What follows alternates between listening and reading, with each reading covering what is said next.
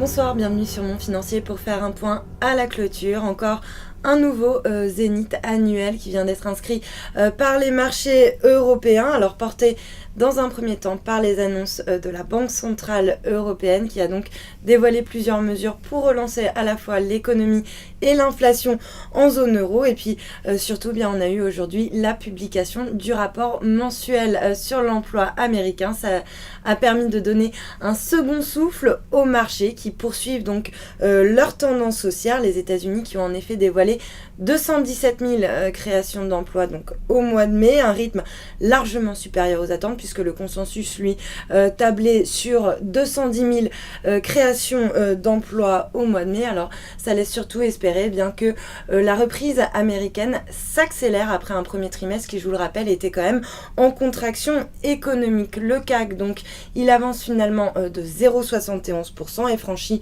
un nouveau record annuel en clôture, 4581 points. À noter également qu'on est allé tester en séance un point haut autour des 4586 points. Ailleurs, même tendance, Francfort qui termine également en forte hausse. Alors du côté des valeurs, eh bien c'est EDF qui signe la meilleure performance ce soir, alors que le projet de loi sur la transition énergétique a été présenté par François Hollande comme l'une des réformes les plus importantes du quinquennat, a connu un énième report avec une adoption qui devrait être prévue pour le printemps 2015. À noter également le secteur bancaire qui s'inscrit en très forte hausse ce soir, porté par les annonces de la BCE et puis des statistiques positives donc aux États-Unis qui renforcent l'appétit pour le risque. On a par exemple Société Générale, Crédit Agricole ou encore AXA qui se distingue dans le vert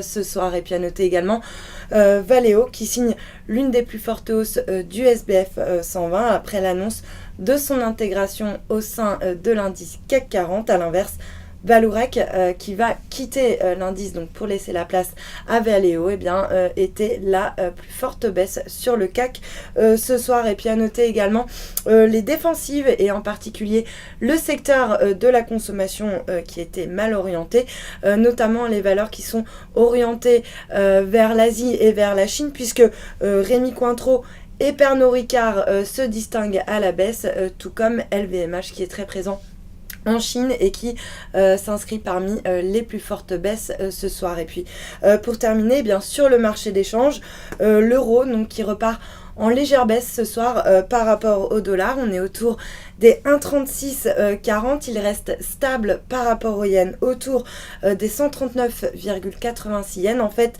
c'est vraiment le billet vert qui est parti dans tous les sens après l'euphorie donc liée au rapport sur l'emploi américain. Un billet vert qui a dans un premier temps fortement monté, on est allé jusqu'à 102,62 contre le yen et puis finalement il est reparti à la baisse et puis là il est autour de l'équilibre en légère hausse, cela dit, de 0,1%. Et puis pour terminer, l'once d'or qui s'inscrit en légère baisse ce soir, moins 0,23% autour des 1250 $ l'once.